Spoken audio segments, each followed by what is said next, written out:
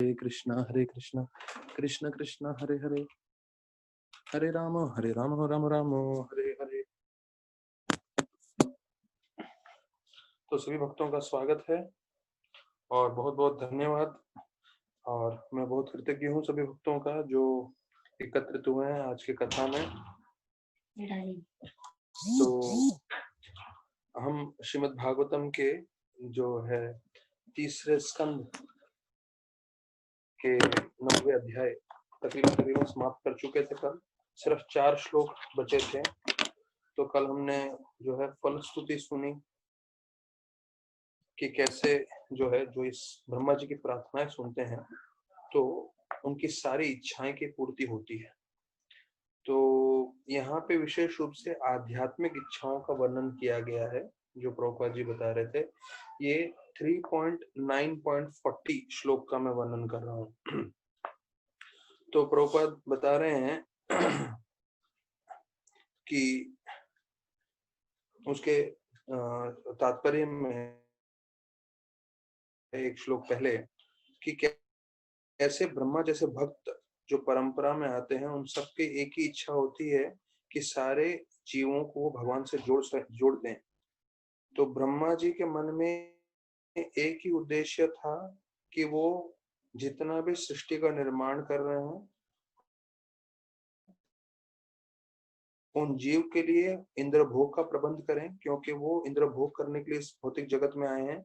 लेकिन करते करते उनको ये ज्ञान हो कि वास्तविक रूप में वो भगवान के अंश हैं और भगवान की भक्ति करनी है और उनको भगवत धाम जाना है। तो बताया जाता है ब्रह्मा और ब्रह्मा के आने परंपरा में जितने भी भक्तगण हैं सबकी एक ही इच्छा है, ब्रह्मा की और सारे भक्तगणों की जो परंपरा में आते हैं ब्रह्मा के, कि एक ही इच्छा है क्या कि जीव जितने भी जीव हैं सारे के सारे जीव जो हैं वो भगवान से जुड़ सकें और भगवान की भक्ति कर सकें।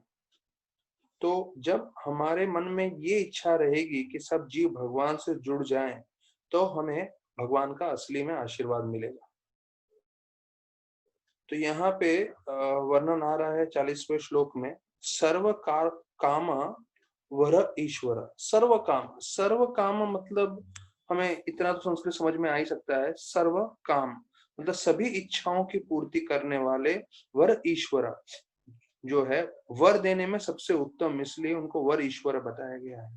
तो इसमें जैसा हमने चर्चा किया था कि आध्यात्मिक हमारी इच्छाएं पूर्ति करेंगे पर भौतिक इच्छाएं विशेष रूप से अभक्तों की। तो यहाँ प्रभुपाद जी क्या बता रहे हैं आप लोग ध्यान से सुनिए। प्रभुपाद बोल रहे हैं कि जो भक्तों की आध्यात्मिक इच्छा है वो पूरी करेंगे। वो प्रभुपाद बताते हैं the lord fulfils all desires in regards to transcendental loving service.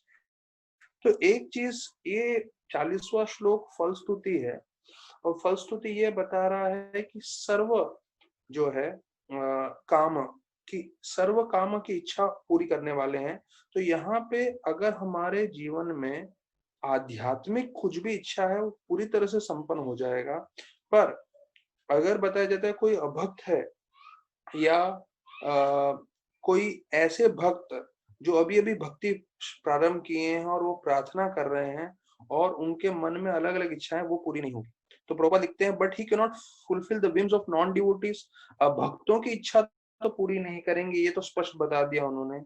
Even when such casual devotees offer him the best of the prayers, मतलब जो अभक्त हैं वो मुश्किल से भक्ति में जुड़ रहे हैं और वो प्रार्थना कर रहे हैं तो उनकी इच्छा भगवान पूरी नहीं करेंगे, भगवान भक्तों की इच्छा पूरी करेंगे। तो देखिए जब हम भक्ति कर रहे हैं तो उसके हमें समझना चाहिए कि हम जो है एक व्यक्ति को जो है बेवकूफ नहीं बना सकते, वो है स्वयं भगवान। हम कितनी आतुरता से भक्ति कर रहे हैं और हमारे मन में क्या है वो भगवान को हमेशा मालूम रहता है परमात्मा के रूप में। तो देखिए जो भागवतम जिसका हम चर्चा कर रहे हैं, जिसका हम श्रवण कर रहे हैं, तो ये भागवतम हमें समझना चाहिए कि वो व्यक्ति है, भगवान है पर भगवान भी एक व्यक्ति है। तो जैसे एक व्यक्ति के साथ आदान प्रदान होता है, जैसे उसी प्रकार से हम भगवान के साथ आदान प्रदान कर रहे हैं। और जब भागवतम हम चर्चा कर रहे हैं हमें ध्यान रखना है हमारे मन में क्या है, हमारी क्या इच्छा है।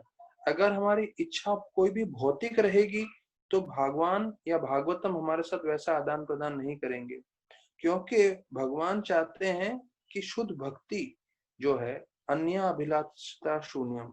जब हम भक्ति कर रहे हैं, भक्ति करने का एक ही उद्देश्य होना चाहिए, वो है भगवान को प्रसन्न करना और भगवान से जितना हो सके हम उनकी सेवा कर सके। अगर ये भावना है तो ये प्रामाणिक भावना है। उसके अलावा हम कोई भी भावना से भागवतम के पास जाएंगे, विशेष रूप से भौतिक इच्छाओं के द्वारा, भागवतम जो है हमें जो है हमारा मार्गदर्शन नहीं करेगा, वो हमें उल्टा दिशा में भी भेज सकता है। मतलब कहने का ये है कि उल्टा दिशा में तो भेजेगा, मतलब भागवतम नहीं भेजेंगे, पर कहने का मतलब ये है कि हमें शुद्ध भावना से जाना चाहिए। अगर हम भौतिक भावना से भौतिक इच्छाएं पूरी कर देंगे पर उससे हमारा जीवन सार्थक नहीं होगा।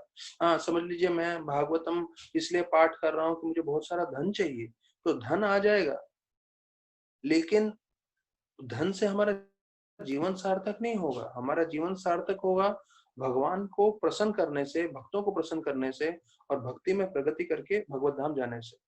तो अभी 41 श्लोक जो है वो मुख्य है, हम लोग सब साथ में चर्चा कर सकते हैं।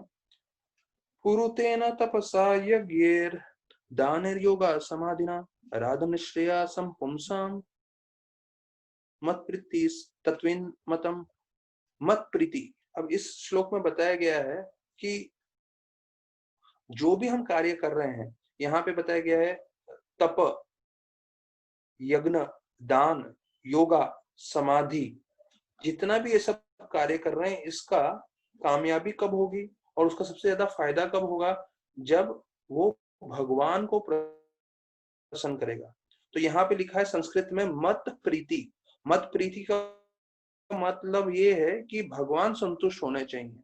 समसिद्धिर हरितोषणम, हमने पहले स्कंद भागवतम में सुना था कि हम जो भी कार्य कर रहे हैं, हमारा कार्य करने का उद्देश्य ये होना चाहिए, तो हमारा तप, हमारा यज्ञ, हमारा दान हम संपन्न हो सकता है। तो तपस्या मतलब प्रभुपाद बताते हैं सुबह उठ के जपा करना, मंगल आरती करना, वो तपस्या है। तो अभी जितने भक्तगण जपा कर रहे हैं उनको धीरे धीरे मालूम चलेगा कि कितना मुश्किल होता है रोज प्रतिदिन सुबह जल्दी उठ के जपा करना।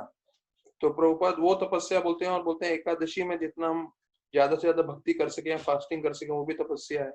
यज्ञ जो है संकीर्तन यज्ञ सबसे प्रमुख है। मतलब मैं आपको इन चीजों का प्रभुपाद के दृष्टांत से सब मतलब बता रहा हूँ, क्योंकि कोई भी भक्त ये न सोचे तपस्या मतलब हमें कुछ अलग तपस्या करना है, यज्ञ मतलब हमें कुछ अलग करना है। नहीं, भक्ति में सब कुछ इन्वॉल्व है, सब कुछ भक्ति में ही है। तपस्या मतलब सुबह जल्दी उठ के नाम जप करना ब्रह्म मुहूर्त में। यज्ञ मतलब संकीर्तन यज्ञ, वही जो हम लोग साथ में कीर्तन करते हैं, भागवत करते हैं, वही यज्ञ है। दान मतलब ऑथेंटिक दान है। अगर आप प्रामाणिक भक्तों को मंदिर में जो है इस्कॉन में आप दान दें, वो प्रामाणिक दान है। योगा मतलब भक्ति योगा, समाधि मतलब कृष्ण भगवान पे ध्यान करना। तो जितने भी 5 चीजों के बारे में वर्णन किया गया है, सबका सार यही है कि हमें हरे कृष्ण नाम जप करना है, कीर्तन करना है, भागवत पढ़ना है और दान वान करना है, तो इस्कॉन मंदिर में कर सकते हैं। अच्छा, अभी इसके तात्पर्य में 41 में प्रभुपाद जी बताते हैं कि बहुत सारे जो पुण्य लोग होते हैं, उनके हिसाब से बहुत अलग अलग कार्य होते हैं पुण्य करने के।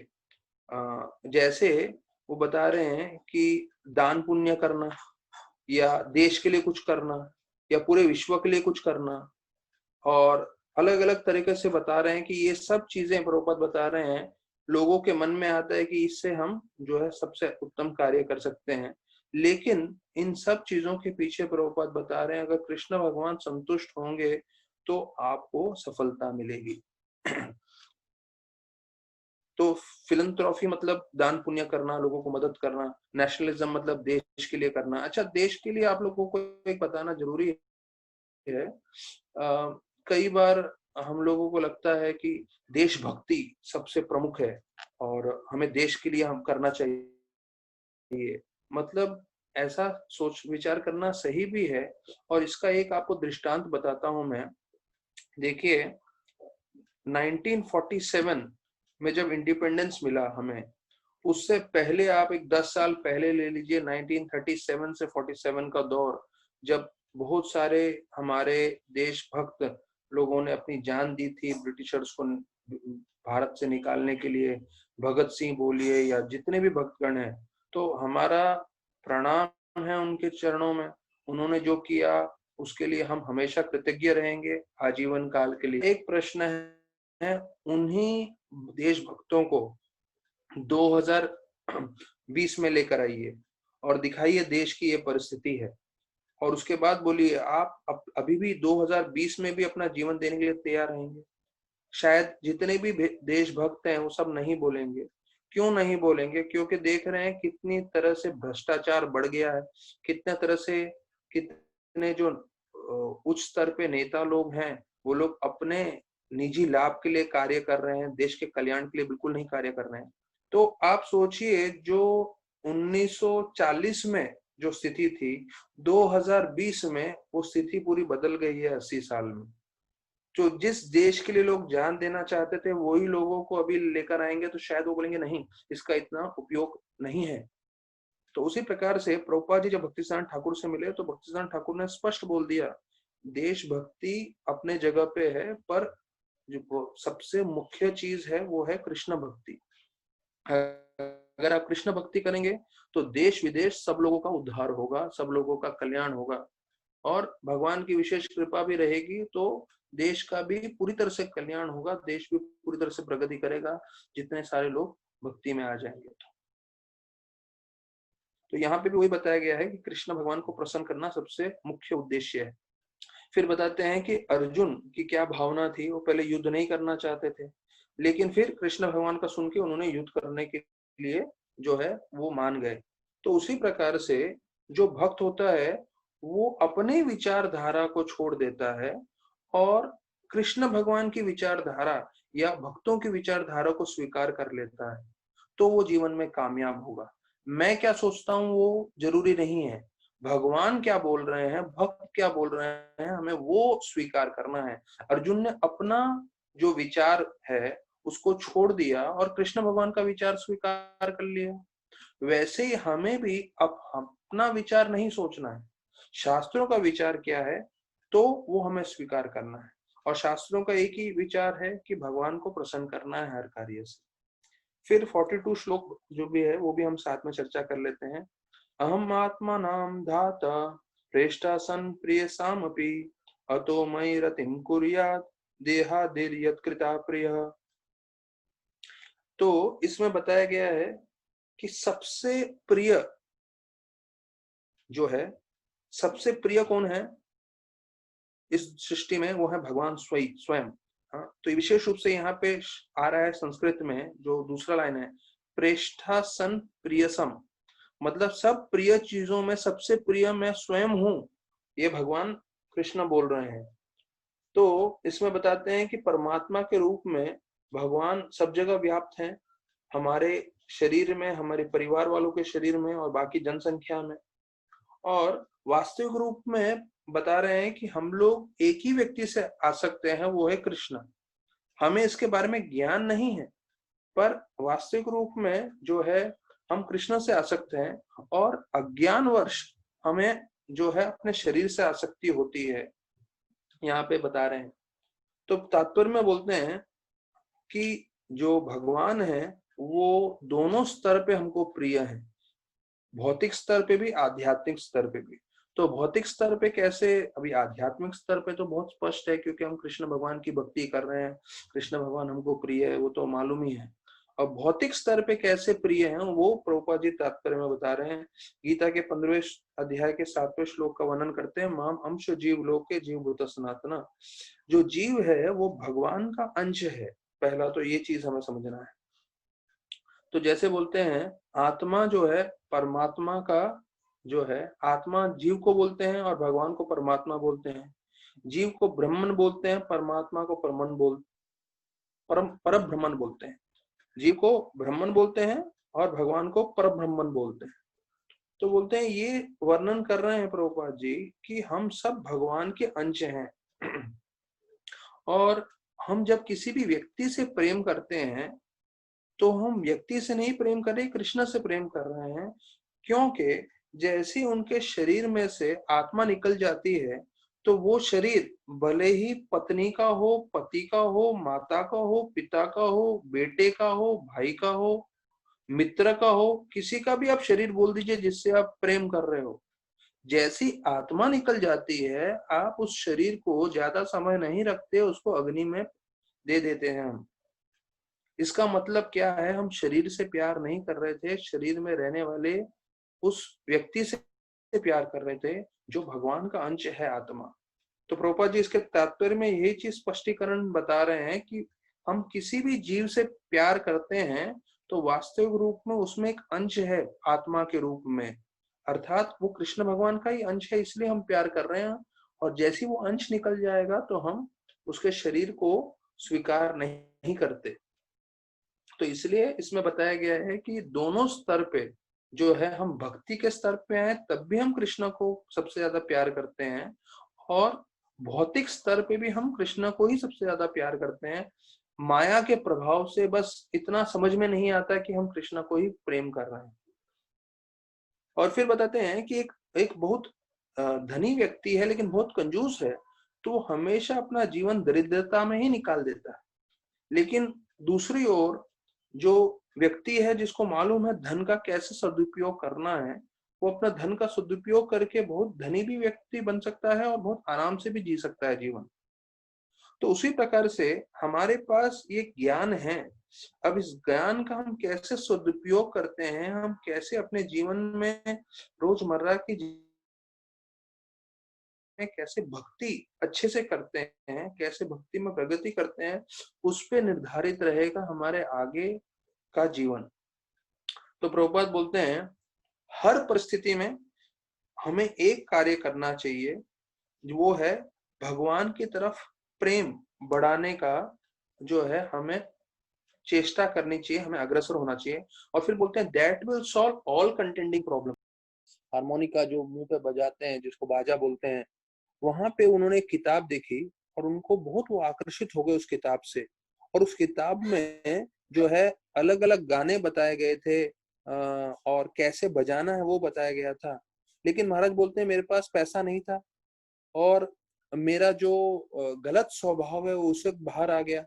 मैंने देखा राइट लेफ्ट में कोई नहीं है, तो तुरंत मैंने वो किताब लिया और अपने कपड़े के बीच में छुपा दिया। और फिर जो है जब मैं वापस अपने दोस्त गैरी को मिला, तो मैंने उसको दिखाया, देखो मैंने आज क्या किया है, मैंने किताब गायब कर दी, मतलब चोरी की। तो वो जो है खुश हुए और मुस्कुराए। फिर बताया जाता है अगले दिन वो गैरी ने उनको कुछ दिखाया। तो उन्होंने क्या दिखाया, एक लकड़ी का जो है क्रॉस था, उस पे जो है जीसस क्राइस्ट थे। तो वो जो है उन्होंने जो है चर्च से निकाला था। तो ये देख के चर्च से चोरी की थी। तो वो देख के जो है राधानाथ महाराज जो है बहुत भड़क गए। वो बोलने लगे, अरे तुमने चर्च में से चोरी की, तुम्हें शर्म नहीं आती? तो गैरी उनको बोलने लगे, अरे तुम बहुत मुझे सिखा रहे हो, तुम क्या सोचते हो, तुम बहुत बड़े शुद्ध हो, तुमने खुद ने भी तो किताब चोरी की है, अब मैंने क्रॉस चोरी कर लिया तो कौन सी बड़ी बात है करके तुम मुझे बहुत सिखाना चाहते हो, तुम कौन से शुद्ध हो, तुम भी तो वैसी धोखेबाज हो करके उनको सुनाते हैं। तो महाराज बोलते हैं, देखो मैंने तो किसी दुकान से चोरी की थी, पर तूने तो जो है चर्च में से, मतलब भगवान के घर से चोरी की। तो अभी यहाँ पे वाद विवाद आने लग गया। तो गैरी बोलने लगा, अरे आज के तारीख में जो चर्च है वो सबसे ज्यादा पैसा कमाते हैं, और तुमने तो यार एक दुकान से जो है किताब चुरा ली। जो दुकानदार जो था वो तो दाल रोटी खाने के लिए मेहनत कर रहा था, वो भी धार्मिक व्यक्ति था। तो मुझे कहाँ गलत बोल रहे हो? और ऐसा दोनों के बीच में जोर जो है वाद विवाद हो गया। यहाँ तक कि बताया जाता है कि लोग जो है वो लोग रुक गए और सुनने लगे कि ये दोनों लड़के क्यों आपस में झगड़ा कर रहे हैं। गाड़ियां रुक गई, वो देखने लग गई, ऐसे करके बताते हैं महाराज। लेकिन फिर जो है महाराज ने प्यार से बताया उनको कि भैया ये मंदिर का सामान है, हमें वापस करना चाहिए। तो वो हंसने लग गए, बोले हाँ तुम सही बोल रहे हो, और फिर से वो लोग उसी चर्च में चले गए और वहां पे जाके वापस रख दिया गैरी ने। तो अभी सबसे मुख्य चीज महाराज ये बता रहे हैं कि मैं उनको बोल रहा था चोरी नहीं करनी चाहिए, पर मैंने खुद ने तो चोरी की, मैंने खुद ने तो किताब चुराया। तो कितनी गलत बात है अगर आप किसी चीज की प्रचार करो पर उसको आप खुद पालन ना करो। अर्थात महाराज उसको बोल रहे हैं गैरी को, अरे तूने चोरी नहीं की, लेकिन महाराज ने खुद ने किताब चुराया था। तो महाराज बोल रहे ये सबसे महत्वपूर्ण सीख था मेरे जीवन का, कि अगर मैं खुद जिस चीज को पालन नहीं कर रहा हूं, मेरा कोई हक नहीं बनता उसके बारे में किसी को बोलने का। और ऐसा महाराज रात को सोच ही रहे थे तारों को देखते हुए, तभी बताया जाता है गैरी महाराज को बोलने लगा, अरे तुम वो किताब मत लौटाना, वो बहुत अच्छी किताब है, तुम हारमोनिका बजाते हो, बहुत आनंद आता है। तो महाराज बोलते हैं कि जब तक मैं था उस देश में, रोम में, तो मैं पूरा जो है किताबें, वो किताब मैंने अच्छे से पढ़ी, और जाने से पहले, रोम छोड़ने से पहले, मैं वापस उस लाइब्रेरी में गया, उस बुक स्टोर में गया, और वापस से मैंने किताब रख दी वहां पे। तो महाराज बता रहे हैं कि ये मेरे लिए बहुत जरूरी सीख था। और वहां के एक टाइबर नदी के पास महाराज बैठते थे, और वहां पे देखने लगे और सोचने लगे कि मैं रोम में हूँ, और रोम एक बड़ा एम्पायर था, और बड़ी बड़ी इमारतें खड़ी की है रोम एम्पायर, आप गूगल करके देख सकते हैं। और आज के तारीख में वो सारा का सारा एक खंडर बन गया है। तो ये समय का प्रभाव है, सब कुछ जो है अंत करने ही वाला है। तो हमारा शरीर भी अंत हो जाएगा, तो उससे पहले हमें जो है अपना जीवन सार्थक करना चाहिए भक्ति करके। तो यहाँ पे लिख रहे हैं कि महाराज जो है ध्यान करने लगे कि मैंने यहाँ पे क्या क्या सीखा। तो यहाँ पे बता रहे हैं कि मैंने आयरीन नामक लड़की आई, जो मुझे ऐसा लगा कि वो मेरे मार्ग में एक अड़चन है, और मैंने उसको छोड़ा। फिर मैंने जो चर्च में है बहुत अच्छी शिक्षण सीखी, कैसे लोग जो है धर्म के नाम पे झगड़ा करते हैं जिनको ज्ञान ना हो। और फिर मैंने ये सीखा कि कैसे अगर मैंने खुद चोरी की है तो मैं दूसरों को चोरी ना करूं, इसके बारे में शिक्षण नहीं दे सकता। तो ये सब शिक्षाएं मेरे जीवन में रहेंगी, और ये शिक्षण जो है मैं हमेशा याद करते हुए आगे बढ़ूंगा करके। तो इतना महाराज बताते हैं, और फिर कल हम देखेंगे कैसे महाराज और अपने जर्नी होम में आगे क्या क्या वर्णन करते हैं। तो कल हम सुबह 6 बजे जपा के लिए मिलेंगे, और शाम को जो है हम लोग भागवत कथा के लिए 4 बजे। बहुत बहुत धन्यवाद सभी भक्तों का। हरे कृष्ण।